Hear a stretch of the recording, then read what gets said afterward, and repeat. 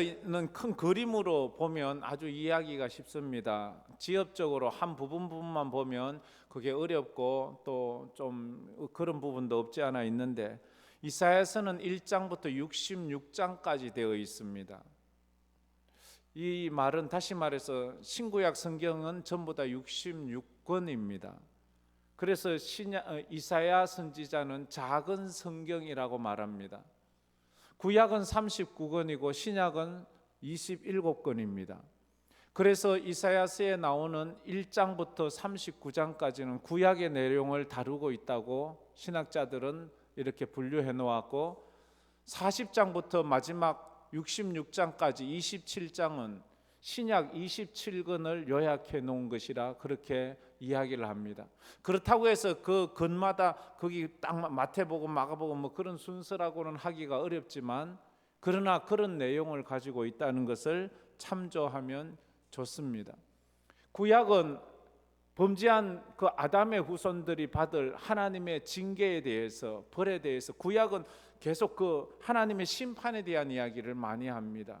그래서 이사야 1장부터 39장까지는 계속해서 이제 이스라엘이 하나님을 떠나 가나안에서 하나님 앞에 범죄함으로 심판받을 것을 계속 이야기하다가 40장에 들어와서는 신약의 메시지의 이 핵심은 위로와 회복과 구원이거든요. 예수 그리스도가 이 땅에 오심으로 이제 그 죄악 가운데 죽어가는 이스라엘 백성들에게 천국 문이 열리잖아요. 소망의 메시지, 희망의 메시지가 이 신약에서는 전해지듯이 이사야 40장부터 마지막 장까지는 희망과 소망의 위로의 메시지가 전해집니다. 그래서 40장을 시작할 때 위로의 말을 하지요. 너희는 위로하라, 내 백성을 위로하라, 그렇게 시작됩니다. 오늘 말씀은 제가 40장부터 오늘 이제 47장을 보는데 40장부터 47장을 한번 중간 점검을 하면서 요약을 해서 한번 보도록 하겠습니다. 먼저 우리가 40장을 보면서 이런 말을 했습니다. 첫 번째로, 사람은 힘들어서 무너지는 것이 아니라 위로를 받지 못해서 무너지는 것이다. 다 같이 한번 읽어봅시다. 사람은 힘들어서 무너지는 것이 아니라 위로를 받지 못해서 무너지는 것이다. 하나님은 위로하기를 원해요. 울던 아이들도 위로를 받으면 울음을 그칠 수 있습니다. 그러나 위로를 받지 못하면 더 크게 웁니다. 더 난리를 치면서 웁니다. 그러나 위로를 받는다면 그의 눈물을 멈출 수 있습니다.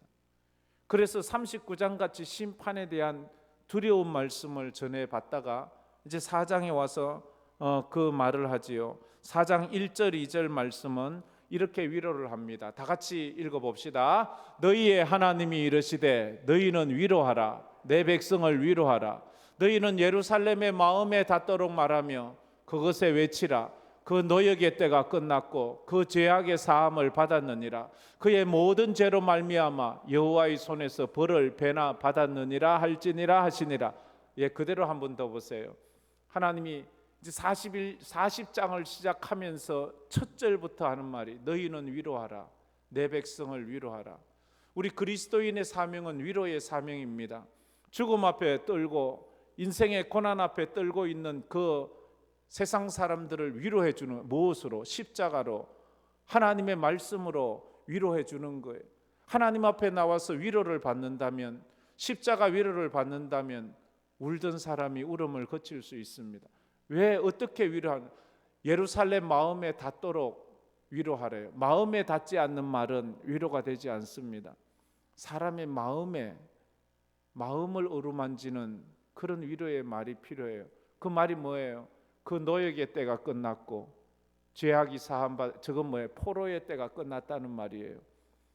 이제 이스라엘 백성이 바벨론에 포로되어 갔는데 그때가 끝났다는 거예요.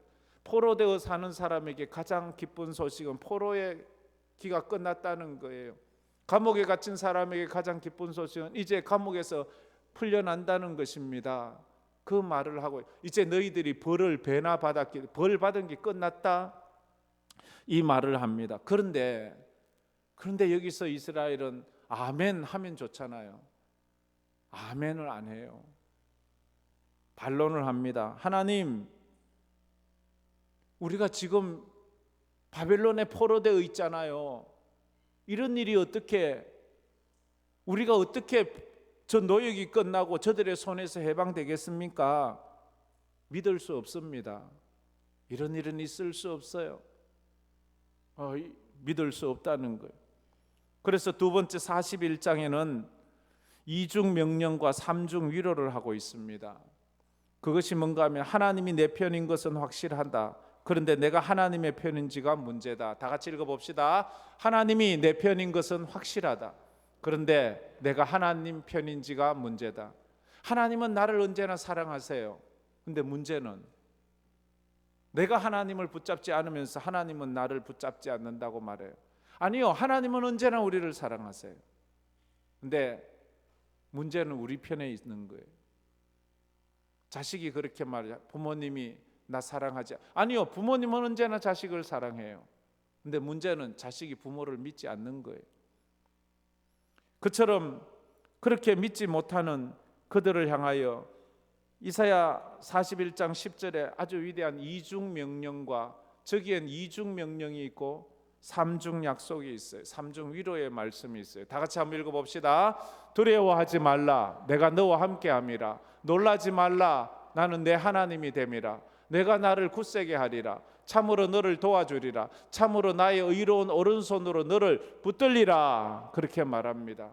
두려워하지 말라, 놀라지 말라.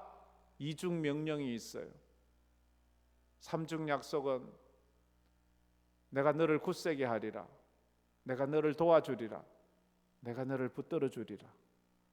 주님은 그렇게 거듭거듭 우리가 하나님이 나를 내 편인 것은 확실해요. 하나님은 확실히 내 편이라고 말씀하세요. 나는 너의 편이야. 나는 너를 도와줄 거야. 나는 너를 붙들어 줄 거야. 나는 너를 떠나지 않을 거야. 계속 말하는데 우리는 믿을 수 없다고 말합니다. 이사야 41장 9절에 내가 땅끝 모퉁이 위에서부터 너를 부르고 내가 너를 택하여 버리지 아니한다 라고 그렇게 말하는데도 이스라엘은 또 반론을 제기해. 아멘 하지 않아요. 아멘 하지 않아요. 우리가 이사야서를 읽으면서도 이 신약을 보면서도 늘 안타까운 것이 주님이 오셔서 온갖 수많은 이적과 기적을 행하는데도 아멘 하지 않아요.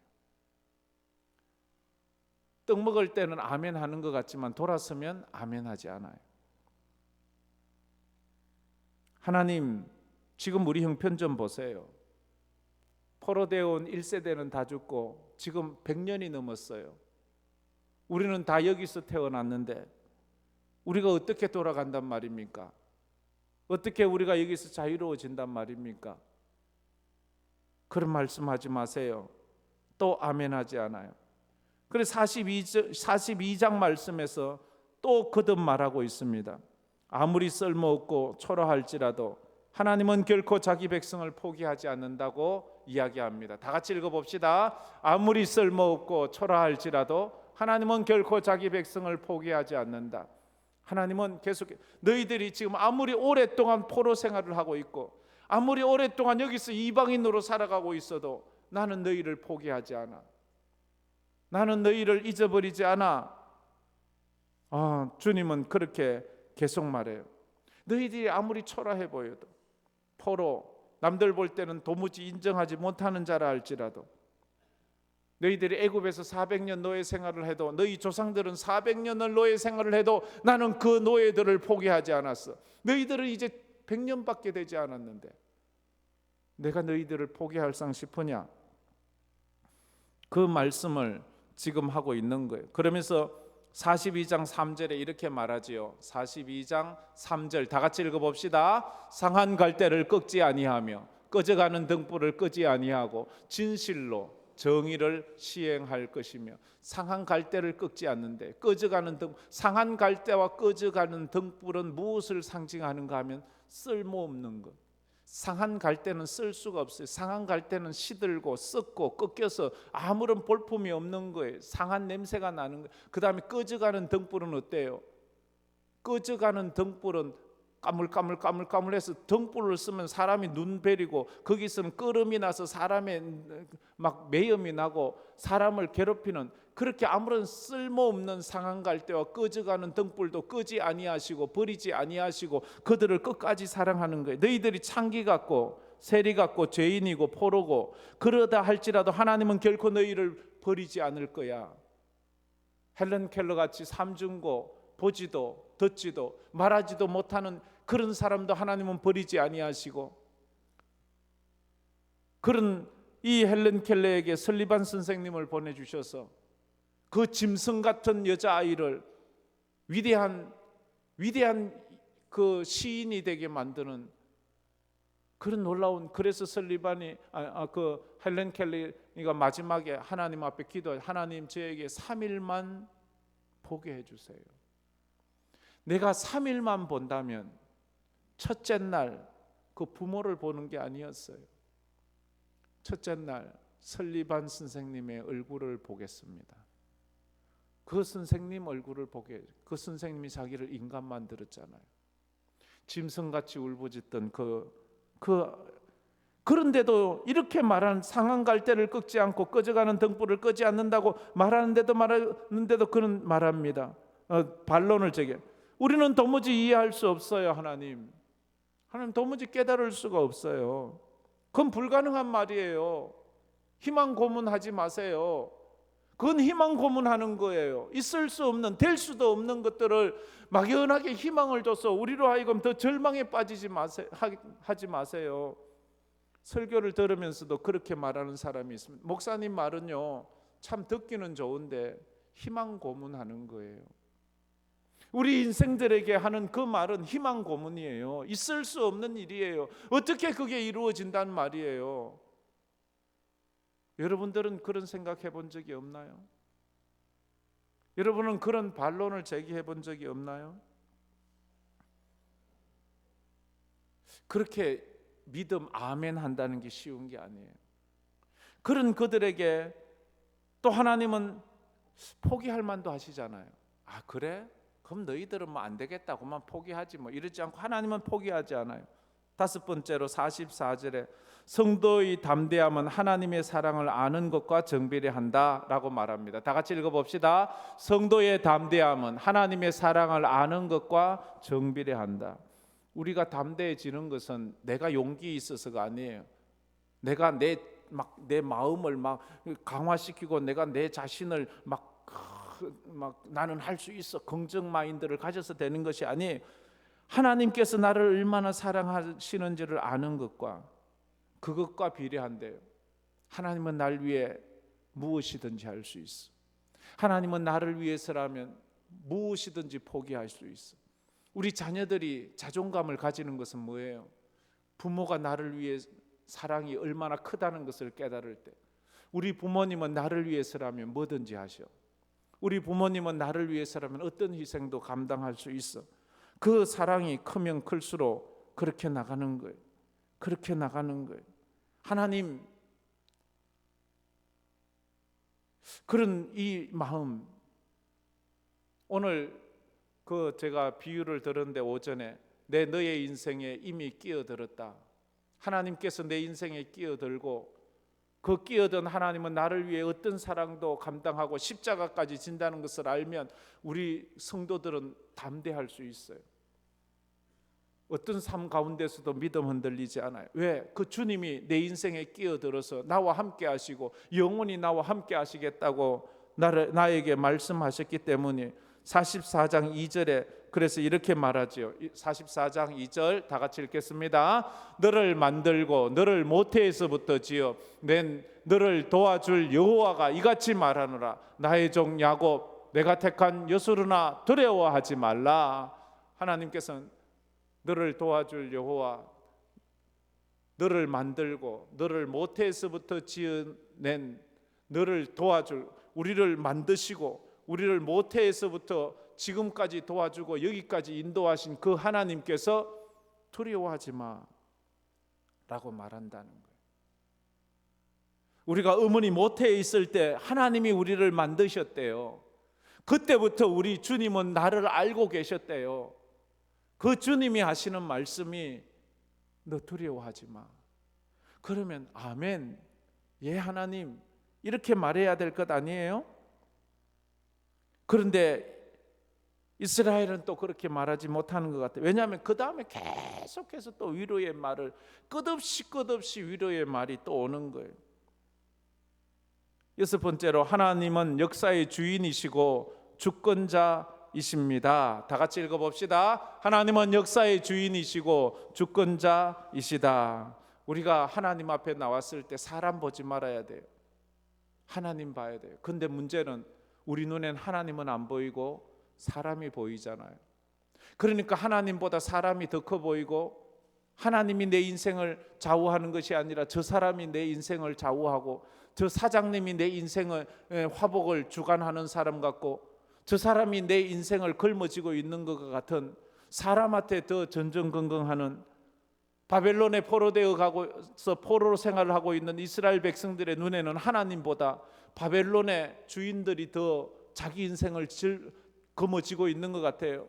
바벨론의 저 주인이 나를 죽이기도 하고 살리기도 하고, 나를 평안하게도 하고 나를 힘들게도 하는데, 하나님은 말해, 아니야, 저들이 아니가 나 여호와가 너를 낮추기도 하고 높이기도 하고, 나 여호와가 너를 살리기도 하고 죽이기도 하고 서울에 내리게도 하고 거기서 올리게도 하고, 나 여호와가 너를 가난하게도 하고 부하게도 하는 하나님이다 라고 말을 하는데도 그 이스라엘 눈에는 아닙니다. 하나님, 내 인생의 생사화복은 내 바벨론 주인이 내 생사화복을 걸머쥐고 있어요.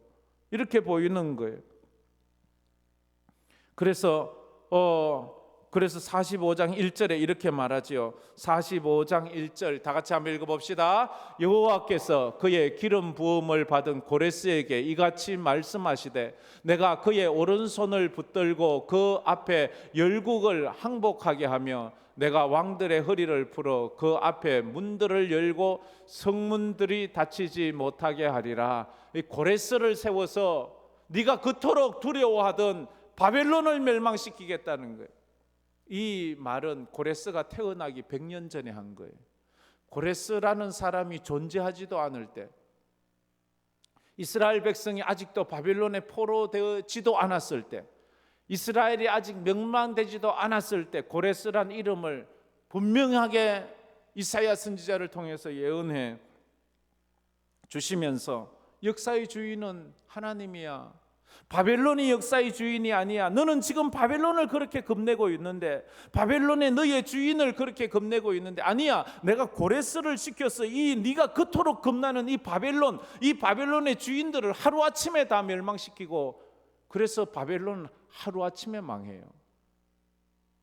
바벨론 하루아침에 망해요. 그렇게 큰 강대국이. 역사의 주인은 하나님이라고요. 역사는 하나님이 하신다고요. 그렇게 강할 것 같은 그 강대국들이 그렇게 쉽게 허물어지는 것을 우리는 볼 수가 있습니다. 그런데도 또 반론을 해요. 하나님, 그래도 나는 바벨론이 무서워요. 하나님, 그래도 나는 저 나의 바벨론 주인이 무서워요. 하나님 말씀이 믿어지지가 않아요. 여러분에게 이런 거 없나요? 여러분을 옥죄이고 있는 그것이 하나님보다 더 커 보여요. 여러분 몸에 있는 질병이, 사실 객관적으로 봐서는 그 질병이 나를 죽이고 있잖아요. 내가 가지고 있는 이 직장이 이제 부도가 났어요. 실질적으로 이제 은행이 내 인생을 망치고 있잖아요. 은행에서 대출을 해주지 않아요. 누구도 날 도와주지 않아요. 그런데 하나님이 내 인생을 걸머쥐고 있다고요? 나는 믿을 수가 없어요. 나에게는 하나님보다 내 몸에 있는 질병이, 나는 하나님보다 저 은행 융자 받는 게 더 커 보여요. 하나님, 난 어떻게 해야 돼? 난 저것이 더 두려운데요. 그런 그들에게 하나님은 또 포기하지 않아요. 7번째로, 하나님은 믿으라 하시는데 인간은 끊임없이 믿을 수 없는 변명거리만 찾습니다. 다 같이 읽어봅시다. 하나님은 믿으라 하시는데 인간은 끝없이 믿을 수 없는 변명거리만 찾고 있습니다. 하나님은 믿으라. 내가 너와 함께 한다. 내가 너를 도와주겠어. 내가 참으로 의로운 오른손으로 너를 붙들어 주겠다 라고 말하는데도 하나님 이 변명거리만 찾는 거예요. 믿을 수 없다는, 믿지 못할 이유만 찾는 거예요. 우리가 하나님 앞에 나와서 우리 인간의 이 근본적인 모습이, 저나 우리의 모습은 다 이 모습이에요.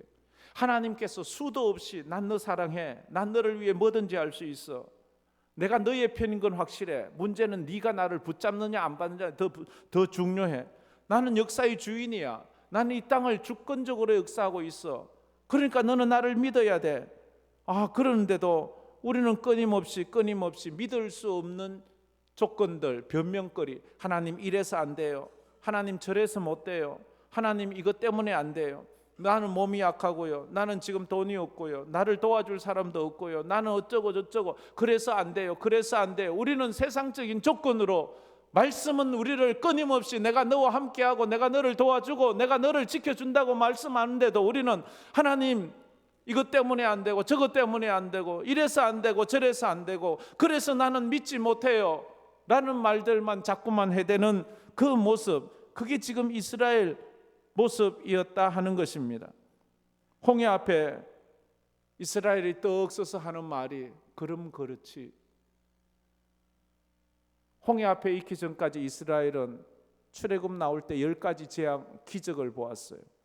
이 10가지 기적 중에 단 한 가지만 우리 눈으로 본다면 그거 하나님을 믿지 않으면 바보일 거예요. 근데 이스라엘 사람들은 10가지의 기적을 보고 마지막에 애굽의 장자들이 다 죽어가는 것을 보고도 홍해 앞에 떡 서니까 하는 말이 그럼 그렇지. 하나님이 뭐 우리를 끝까지 도와주겠어 뭐? 그럼 그렇지. 애굽은 강해. 우리는 애굽을 이길 수 없어. 그럼 그렇지. 우리는 애굽에서 도망갈 수가 없어. 우리는 무슨 일을 딱 경험하면 그 속에서 이런 말을 하는 거예요. 그럼 그렇지. 예수 믿는다고 별거 있겠어 뭐? 기도한다고 뭐 별거 있겠어? 지금까지 내가 경험했던 수많은 기적을 한순간에 다 잊어버리는 거예요. 하나님께서 내 인생을 여기까지 어떻게 이끌어 오셨는데, 어마어마한 기적과 이적과 놀라운 축복으로 나를 여기까지 인도하셨는데도 내 입에서는 그 말밖에 나오지 않는 거예요. 끊임없이 믿을 수 없는 이유만 찾아요. 믿을 수 있는 이유, 하나님의 말씀을 붙잡으려고 하지 않고 하나님을 못 믿겠다는 그 이유만 자꾸만 찾아내는, 이게 불신앙이거든요. 이게 하나님 앞에 못난 우리의 모습이거든요. 그래서 46장 9절에 이렇게 말씀을 하고 있습니다. 다 같이 읽어봅시다. 너희는 옛적 일을 기억하라. 나는 하나님이라. 나 외에 다른 이가 없느니라. 나는 하나님이라. 나 같은 이가 없느니라. 너희들 옛날 일 좀 생각해봐. 옛날에 무슨 일이 있었어? 나는 하나님이야. 나 외에 다른 이가 없어. 나와 같은 이가 없다니까. 너희 조상이 애굽에서 어떻게 나왔는지 한번 생각해봐. 옛날 일 생각해봐. 너희들이 가나안을 어떻게 들어갔는지 생각해봐. 너희 조상들이 어떻게 여기까지 살아왔는지 생각해봐. 지난 날들의 하나님의 기적들을 너희들이 생각해봐. 생각해보라는 거예요. 누가 출애굽을 시켰고, 누가 홍해를 갈랐고, 누가 하늘에서 만나를 내렸으며, 누가 요단강을 가르고, 누가 여리고성을 무너뜨리고, 누가 가나안의 칠족석을 물리쳤고, 누가 여기까지 너희들을 인도해 나왔는지 누구냐라고 말. 나다. 하나님은 나 여호와다. 나와 같은 신이 없다. 나 같은 신이 없다라고 거듭 말합니다. 그런데 이스라엘은 또 반론을 해요. 하나님, 그건 그때 말이고요. 그건 그때는 모세가 있었잖아요. 그때는 광야였잖아요. 지금은 포로예요. 광야는 누구도 관리 감독하는 사람 없잖아요. 지금은 광야 생활하고 지금 포로 생활은 달라요. 그 옛날 시대하고 지금은 또 다르다니까요. 하나님은 시대도 모르시나? 왜 이거 자꾸만 못 믿을 조건만 자꾸만 찾고 있는 거예요. 참 이건요, 이렇게 되덤비면 성령님도 감당할 수 없을 것 같아요. 꼭 내 얘기 아니에요? 여러분 얘기 아니에요? 그렇잖아요, 그죠? 아무리 수고하고 무거운 짐진 자들아 다 오라 내가 너희를 쉬게 하리라 해도 그때 들을 때는 아멘 아멘 해도 그건 그때 얘기고요. 지금은 현실이 달라졌어요. 이렇게 말하는 거예요. 너희는 왜 믿어보려고 안 하고 무조건 못 믿겠다고, 무조건 안 믿겠다고 하냐? 왜 하나님의 놀라운 기적을 오늘도 경험하면서 아침에 태양 떠올랐잖아요. 그럼 저게 얼마나 큰 기적이에요. 우리는 저건 기적이라고 생각하지 않아요. 저건 당연하다고 그게 어떻게 당연해요? 여러분 오늘 여러분이 눈 뜬 거, 숨 쉬고 있는 거, 교회 나온 게 당연합니까? 오늘 그렇게 눈 뜨고 싶은데 눈 못 뜬 어제 죽은 사람들이 얼마나 많은 줄 아세요? 오늘 여러분 아침 먹고 점심 먹었지요. 아프리카와 저 이스라엘 인근 하마스와 우크라이나와 이런 데서 오늘 아침 못 먹은 사람이 얼마나 많은 줄 아세요? 얼마나 많은 사람이 오늘 점심까지 굶고 있는 줄 아세요? 어마어마하게 많은 사람들이 그 기적을 우리가 받고 있는 이 기적을 누리고자 해요. 근데 우리는 이것이 기적인 줄 몰라요. 당연하게 생각해요. 그 은혜인지 몰라요. 그래서 어리석게 생각해요. 안 된다, 못한다. 안 된다, 못한다, 싫다 이런 말 하지 마세요. 한번 믿어보려고 하나님 저에게 아멘 할 수 있는 힘을 주세요. 나에게 좀 아멘 할 수 있는 힘을 주세요. 주님은 또 그렇게 반론하는 하나님 그것은 그때 일이고요. 그때는 모세가 있었잖아요. 지금은 안 돼요 하는 그들에게 또 말합니다. 8번째로 내가 너희의 원수 대적을 분명하고 확실하게 멸망시킬 것이다 라고 말해요. 다 같이 읽어봅시다. 내가 너희의 원수 대적을 분명하고 확실하게 멸망시킬 것이다 말해요. 너는 지금 바벨론이 두려워서 그러는데 내가 너희의 원수 그 바벨론을 확실하게 멸망시킬 거야. 오늘 읽은 우리 47장 1절 말씀에 그렇게 말합니다. 47장 1절 다 같이 읽어봅시다. 처녀딸 바벨론이여 내려와서 티끌에 앉으라. 딸 갈대하여 보좌가 없어졌으니 땅에 앉으라. 내가 다시는 곱고 아름답다 일컬음을 받지 못할 것임이라. 저건 무슨 말인가 하면 처녀딸 바벨론과 딸 갈대하는 똑같은 바벨론을 칭하는, 바벨론이 그렇게 거대하고 웅장하지만 다시는 너희들이 곱다고 아름답다고 일컬음을 받죠. 내가 반드시 확실하게 내가 멸망시킬 것을 이 47절에는 고레스를 세워서 고레스가 멸망 그렇게 얘기해도 내가 너희들이 그렇게 두려워하고 무서워하는 이 바벨론을 확실하게 멸망시키고 너희들을 고국으로 돌려 보내줄 것이야. 주님은 그렇게 말합니다. 하나님께서 바벨론을 오늘 말해 확실하게 내가 너를 괴롭히고 있는 너가 그렇게 두려워하는 바벨론 주인을 내가 멸망시키고 이 땅에서 없어지게 할 거야 하는 것처럼 그동안 여러분들의 인생을 쥐어짜고 여러분의 인생을 아프게 하고 눈물나게 해서 도무지 그것 때문에 믿음이 자라지 않고 그것 때문에 언제나 하나님 앞에 나는 안 돼요, 나는 못해요, 이것은 안 되잖아요. 그래서 그것이 나를 하나님 못 믿게 하는 그것을 하나님께서 분명히 박살내서 없애버린다고 말씀하고 있습니다. 할렐루야. 아멘 하세요. 믿음으로 하세요. 지금 이래 말하면서 들으면 이스라엘은 도저히 믿음 없는 존재야. 이런 인간들을 하나님, 그게 바로 나예요. 나만이에요. 나잖아요. 얼마나 수많은 기적을 보는데 또 돌아가면 또 하나님 이번에는 안 되겠지요. 또 좀 하나님 이것은 안 되겠지요. 왜 자꾸 그러면 지금 그래서 40장 이후에 읽으면요 하나님 마음이 얼마나 속이 뒤집어질까, 속이 탈까. 왜 안 믿냐? 아멘 하면 되는데, 아멘 하면 바로 끝날 건데 지금 이 말을 지금 하고 있습니다. 바벨론이 망하고 자신들이 풀려나서 고국에 돌아갈 수 있다는 이 예언을 그들은 상식적으로 도무지 이해가 안 가는. 바벨론이 어떤 나라인데, 세계에서 제일 강대국인데, 쉽게 말하면 지금 저 미국 망할 거야. 이제 미국이 우리를 더 이상 못 괴롭히게 할 거야.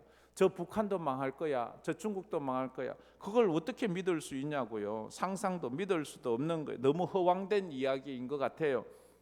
그런데 그 허황된 이야기가 하루아침에 망하는 거예요. 고레스가 다리오 왕이 그 예루살렘 성전에서 갖고 온 기명들로 이 신하들과 술잔치를 벌이다가 벽에서 손가락이 나와서 메데 데겔 우바르신, 내가 재어보았더니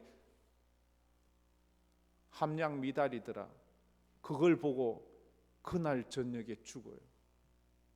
그날 저녁에 고레스가 일어나서 다 죽여버려요. 하루아침에 바벨론이 멸망하고 메데 바사 나라가 일어나는 거예요. 그래서 고레스가 왕이 되고는 칙령을 내려요. 이제 바벨론에 의해서 포로되어 왔던 모든 민족들은 자기 나라로 돌아가라. 이 칙령을 내리는 거예요. 이런 일이 어떻게 그때 되고 나선 와, 진짜 이런 일이 있네. 어떻게 이런 일이 일어나지? 그런데도 이스라엘은 또 반론을 제기해요. 하나님, 지금 나를 괴롭히는 문제가 해결될 수 있을까요? 도무지 허무맹랑한 것 같아요. 지금 시간이 얼마나 지났는데요. 이사야도 그랬고 예레미야가 70년이 지나면 너희들이 해방될 거야, 돌아올 거야 라고 말했잖아요. 요즘 제가 새벽마다 엘리사 선지자 이야기를 하는데, 엘리사 선지자가 사마리아 군인들이 아람 나라 군인들이 사마리아 성을 쳐들어와서 뺑 둘러쌌어요. 그래서 개미 새끼 한 마리 못 나가게 하고 성 안에 있는 사람 굶겨 죽여요. 이제 장식이 다 떨어져서 먹을 것이 없어서 서로 자기 자식을 잡아 먹어야 되는 처지예요.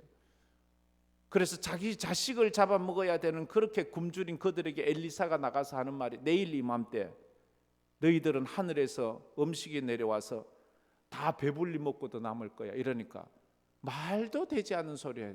지금 우리가 음식이 없어서 자식을 잡아먹고 있는데 이게 말이나 되면, 그때 엘리사가 너는 음식을 보겠지만 먹지는 못할 거야. 그 이튿날 그때에 그 장관이 음식을 보고 그 이스라엘 백성들에게 밟혀서 죽어요. 아람 군대가 쳐들어왔다가 엄청난 군대가 그들을 공격하는 발소리를 듣고 다 도망가 버려요. 그래서 아람 군대에 그 많은 양식을 남겨두고 도망을 가버려요. 그래서 문둥병자들이 가보니까 그대로 음식이 넘쳐나서 그걸 갖다가 먹는 거예요. 우리가 하나님의 말씀을 믿으면 그 믿음이 어떻다는 것을 알 수 있어요. 내 생각을 믿지 마세요. 내 경험을 믿지 마세요. 사람 말을 믿지 마세요. 하나님의 말씀을 믿으시기를 주의 이름으로 축복합니다. 내 생각은 안 돼. 내 생각은 언제나 나오는 건 불신앙밖에 없어요. 내 경험은 언제나 불신앙적 경험밖에 없어요. 그런 것들을 갖다가 대면 언제나 불신앙밖에 나올 것이 없어요. 바벨론이 멸망할 수밖에 없는 이유를 오늘 말씀에서는, 첫째, 바벨론은 하나님의 백성들을 긍휼히 여기지 않았기 때문이라고 6절에 말. 하나님의 백성들을 긍휼히 여기지 않고 바벨론에서 하나님의 백성들을 너무 잔혹하게 괴롭혔다는 거예요. 두 번째는 바벨론은 자기가 최고라고 교만에 들었어요. 나는 과부도 되지 않고 우리 자식은 죽지도 않을 거야, 막 이런 식으로 큰 소리를 치다가 오늘 8, 9절에 보면 너의 남편이 죽어 너는 과부가 될 것이고 너의 자식들을 다 죽어서 너의 자식들도 없을 것이다. 너의 교만이 너를 망하게 할 것이다. 이렇게 말하는 거예요. 그러면서 또 세 번째, 바벨론이 망하는 이유는 너희들이 온갖 우상을 의지했기 때문이야. 점치고 굿하고 무당 드리고 이것 때문에 너는 망할 거야. 한 번에 망하는 거예요. 교만 떨 것 없어요. 자기 인생이 끝까지 평탄하리라 생각하지만 하루아침에 뒤집어져요. 하루아침에 어리석은 짓을 하게 한다고요. 그래 되리라고 누가 상상이나 했겠어요? 대통령 선거를 중간에 하리라고 누가 상상을 했겠어요?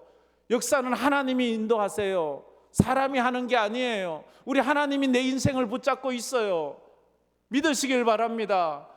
이게 우리가 이 하나님의 말씀 앞에 아멘 한다는 것이 내 논리로, 내 생각으로, 내 경험으로 하려고 하면 못해요. 안 돼요. 못해요. 싫어요. 이렇게 나오는데 하나님 말씀을 믿으면 나는 못 믿지만 하나님 말씀이니까 믿겠어요. 나는 이해가 안 되지만 하나님 말씀이니까 믿겠어요. 이렇게 믿지도 못하겠다는 그들에게, 끝까지 그들에게 하나님께서 아무리 말씀해도 도무지 믿지 못하는 그들에게 하나님이 어떻게 해요?